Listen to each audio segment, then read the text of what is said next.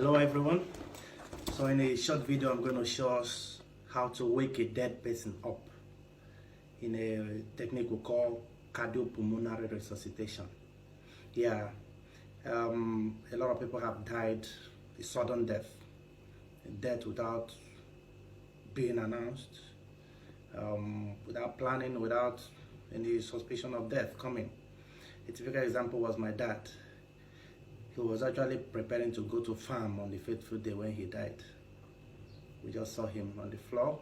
Fortunately, the person that met him there, I don't know how long he's been on the floor anyway before he was met, but we lost him because of lack of knowledge, and probably when he was met as well, it might be too late.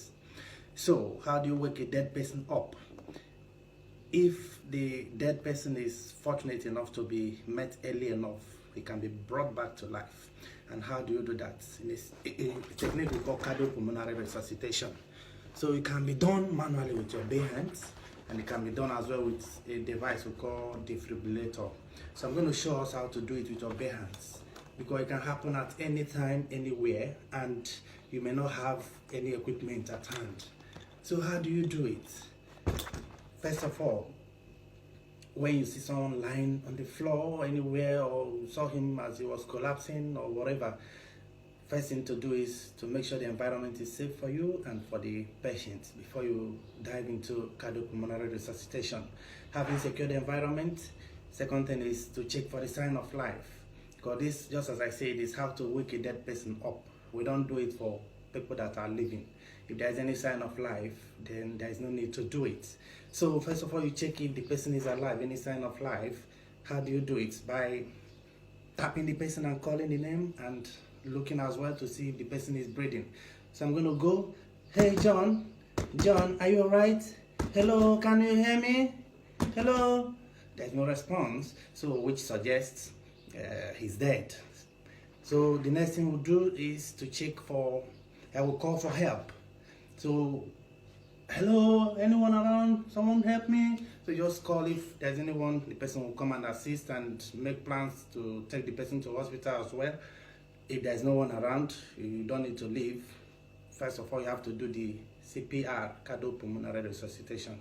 Having called for help, the next thing is to check for airways. First of all, you tilt the head to open up the airways slightly, hand under the chin to make sure the airway is through. Then you check if the person is breathing. Look at the chest in the breathing movement. You can put your ears near the mouth to see if the person is breathing. So if he's breathing, you don't need to do CPR. All you need to do is to put him in a recovery position, lay him on the left side, tilt the mouth slightly downward so that any fluid in the mouth will flow out. But if there's no sign of breathing, that suggests the person is dead, and you need to wake the person up as soon as possible. A research suggests that if a cardiac arrest happens, in every minute that passes, the chance of the person coming back to life reduces by 10%, meaning within 10 minutes, the person is gone forever and you can't wake him up again. So what do we do? So having cleared the airway, having opened up the airways, and confirmed that the person is not breathing, so we suggest he is dead temporarily. Then we go into what we call chest compression. So in the chest compression, you do it in a rhythmic fashion. So you're going to deliver 30 chest compressions and what we call breath of life. You're going to breathe into the person's mouth or nose. If you're using the mouth, you close the nose, and vice versa. So 30 chest compressions and 2 breath of life. And the rate of delivering the compression matters a lot, and the depth of compression. So these are the things that make it effective. The depth of compression for an adult is going to be 5 cm deep. You want to compress the chest up to 5 cm deep. Then the rate is 2 compressions per second. 2 compressions. So you are going to deliver roughly 120 compressions in 1 minute. Yeah, so that's how it's done. Then the place of compression is at the left side of the heart, of the chest. So somewhere here around the sternum, around the breastbone, we're going to deliver it around here. If you're able to do it in a particular fashion, there is a high chance that the person will come back to life. if it's a case of cardiac arrest. So let's go. You clamp your fingers in between each, and preferably you stay at the right side of the patient while you deliver it at the left side of the chest. So we're going to go 30 compressions and 2 breaths of life. There we go.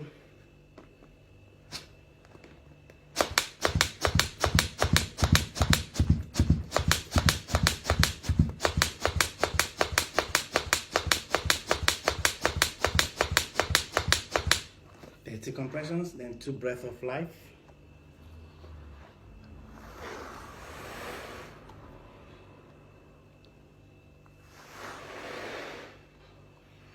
So that is it, and you're going to repeat this procedure for about 5 times.